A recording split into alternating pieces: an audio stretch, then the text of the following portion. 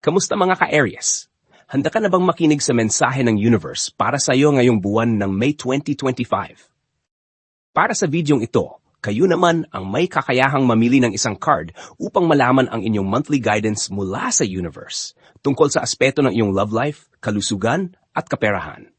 Sumasama nating hanapin ang bukas na inilaan para sa iyo. Para sa inyong kalinawan, mga mahal na viewers, ang mga barahang gagamitin upang iyong pagpilian ay maingat na ginawa at napili sa totoong buhay.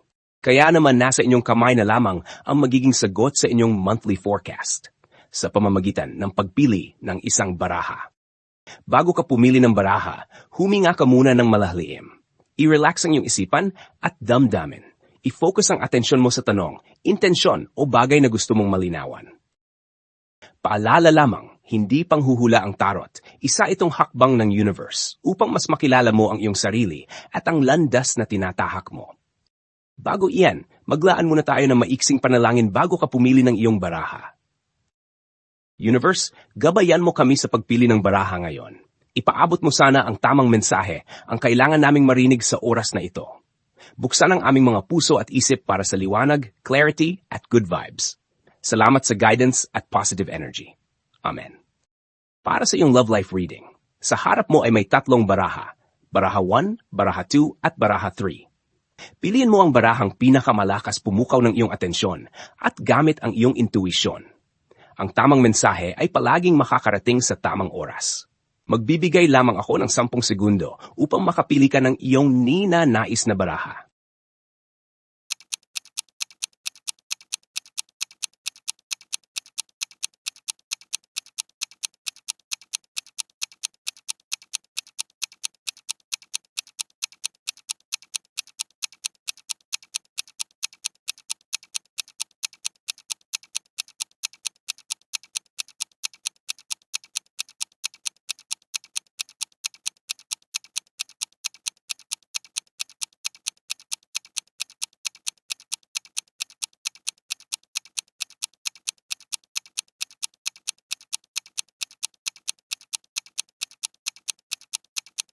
Mula sa puntong ito, ay marahil nakapili ka na ng iyong kapalaran ngayong buwan. Tara na! Simulan na natin ang iyong reading. Para sa mga pumili ng card number 1, ang iyong napili ay The Emperor. Ang The Emperor ay sumisimbolo ng katatagan, responsibilidad, at control. Sa larangan ng pag-ibig ngayong May 2025, ipinapakita ng barahang ito na ang relasyon mo ay maaring nakasentro sa istruktura at disiplina. Maaring ikaw o ang iyong kapareha ay nagpapakita ng dominanteng enerhiya o may isa sa inyo na mas nangingibabaw sa pagpapasya.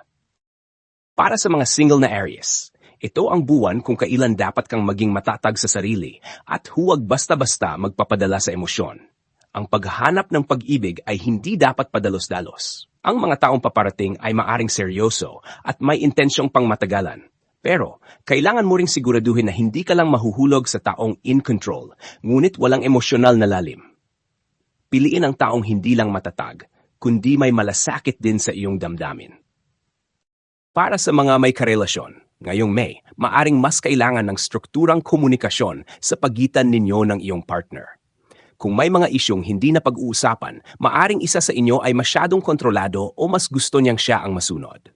Panahon ito para pag-usapan kung paano magiging balanse ang kapangyarihan at responsibilidad sa inyong relasyon. Huwag hayaang ang pagmamahalan ay maging parang tungkulin lamang, panatilihing nanging ibabaw ang pagmamahal sa likod ng mga desisyon.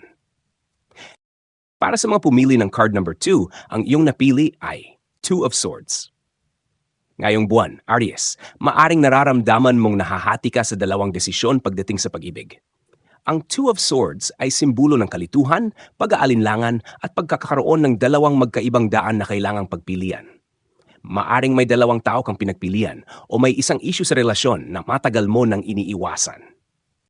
Kung may karelasyon ka na, maaring may tensyon o hindi pagkakaunawaan na hindi mo pa hinaharap. Posibleng pinipili mong manahimik o hindi makipag-usap para iwas gulo. Pero ngayong Mayo, hinihimok ka ng baraha na harapin ang katotohanan. Kapag mas pinili mong harapin ang sitwasyon ng bukas ang loob, mas malilinawan ka kung saan patungo ang relasyon. Kung single ka, maaring merong taong nagpaparamdam sa iyo, pero hindi ka sigurado kung pagbibigyan mo ito o hindi. Ang puso mo ay maaring sinasabi ang isa, habang ang isipan mo ay nagdududa. Mahalaga ngayon ang pagdinig sa intuition mo. Huwag pilitin ang sarili kung hindi ka handa, pero huwag ding matakot na subukan kung may potensyal.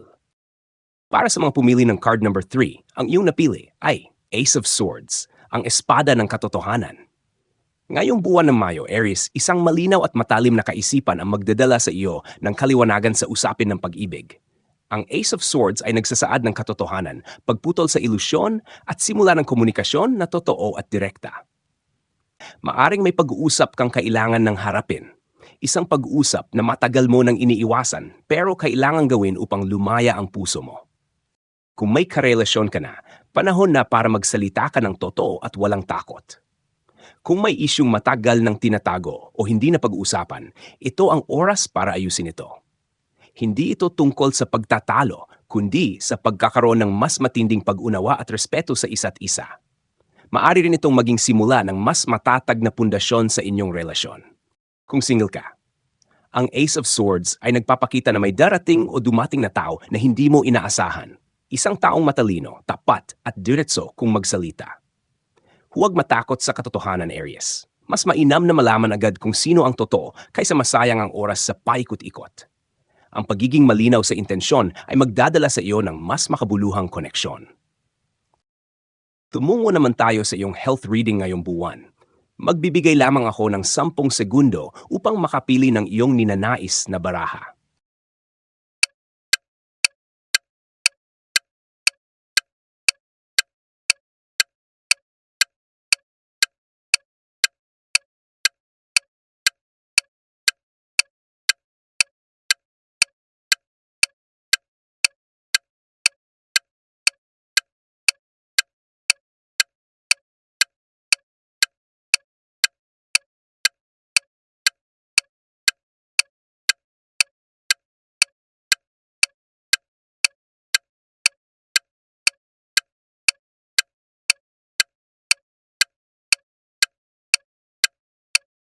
Mula sa puntong ito, ay marahil nakapili ka na ng iyong kapalaran ngayong buwan. Tara na! Simulan na natin ang iyong reading. Para sa mga pumili ng card number 1, ang iyong napili ay Ten of Swords, ang pagtatapos, pagkahapo, pagkabigo, ngunit may pag-asa sa bagong simula. Ngayong May, Aries, mukhang nararamdaman mo ang matinding pagod, physical, emosyonal o mental. Ang Ten of Swords ay nagsasaad ng matinding stress o pagkabagsak ng enerhiya, maaring dulot ng sobrang trabaho, kulang sa tulog, o emosyonal na bigat na matagal ng pinipilit tiisin. Ito ay senyales na oras na para magpahinga. Hindi ito panahon para ipilit pa ang sarili. Ang Ten of Swords ay naglalarawan ng isang sitwasyon kung saan wala ka nang maibubuga. Kaya ang tanging paraan para gumaling ay ang pagbitaw at pagbibigay pahinga sa katawan at isipan. Kahit mukhang mabigat, tandaan. Ang Ten of Swords ay sumisimbolo rin ng pagtatapos ng sakit. Ang pinakamasakit ay tapos na. Ngayon ay panahon ng pag-ayos at pagbangon. Kapag natutunan mong pakinggan ang katawan mo, mas magiging masigla at healthy ka sa mga susunod na buwan. Pero sa mga pumili ng card number 2, ang iyong napili ay Eight of Swords.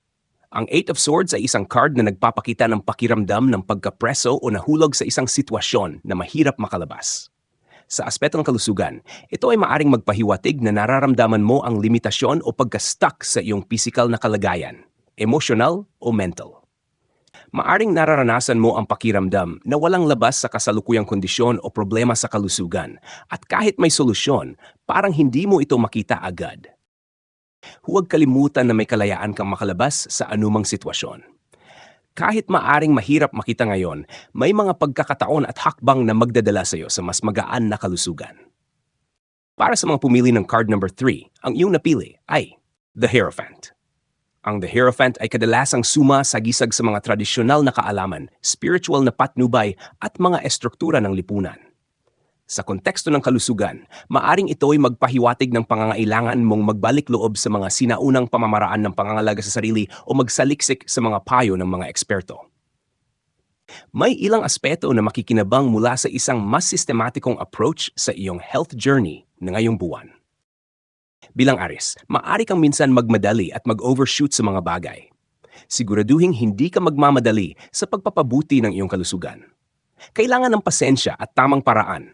At ang Hierophant ay nagpaalala sa iyo na may mga makalumang paraan at napatunayan ng mga pamaraan na mas makikinabang ka mula sa mga ito.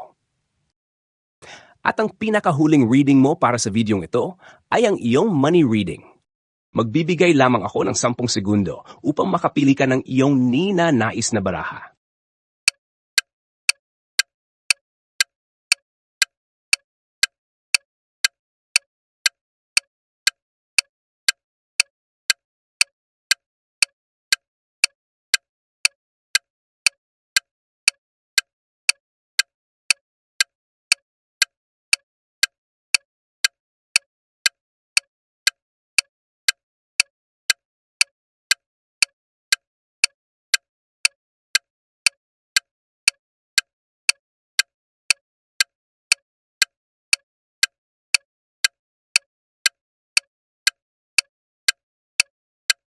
Mula sa puntong ito, ay marahil nakapili ka na ng iyong kapalaran ngayong buwan. Tara na! Simulan na natin ang iyong reading. Para sa mga pumili ng card number 1, ang iyong napili ay Two of Pentacles. Ang Two of Pentacles ay nagpapakita ng isang tao na may hawak na dalawang barya habang nagbabalanse. Sagisag ito ng multitasking at pagbabalanse ng mga responsibilidad. Para sa iyo, Aries, ngayong May 2025, pinapaalalahanan kang maging maingat sa paghawak ng pera.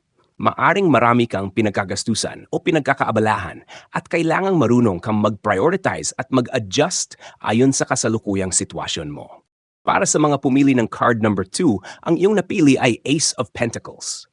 Ang Ace of Pentacles ay sagisag ng bagong oportunidad sa pinansyal na aspeto ng iyong buhay. Ngayong buwan ng Mayo, Aries, may matapang na enerhiya ng panibagong simula, suwerte at potensyal na pag-angat sa kabuhayan. Huwag sayangin ang pagkakataon. Ang Ace of Pentacles ay nagsasabing nasa harapan mo na ang oportunidad. Nasa iyo kung paano mo ito alagaan at palalakihin. Magplano at mag-invest ng maayos. Huwag pabigla-bigla. Siguraduhin may research at tamang diskarte bago gumastos o pumasok sa bagong venture. Gamitin ang enerhiya ng bagong simula. Ito ay buwan ng pagtatanim ng binhi. Kung magiging matyaga ka, anihin mo ang bunga nito sa mga susunod na buwan. Para sa mga pumili ng card number 3, ang iyong napili ay ang Queen of Wands. Ang Queen of Wands ay sumasagisag ng kumpiyansa, ambisyon at tibay ng loob, mga katangiang natural na taglay ng isang Aries. Ngayong Mayo 2025, ang enerhiya ng barahang ito ay nagsasabi na ikaw ay nasa isang makapangyarihang posisyon para pamahalaan ang iyong pananalapi ng may tapang at diskarte. Ngayong Mayo, Aries, ikaw ay tinatawag na maging matapang, determinado at responsable sa pananalapi mo.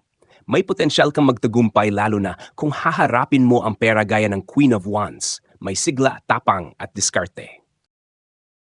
Aries, ang iyong tarot reading para sa buwan ng Mayo 2025. Sana'y nakatulong ito upang bigyan ka ng gabay at inspirasyon sa mga darating na araw.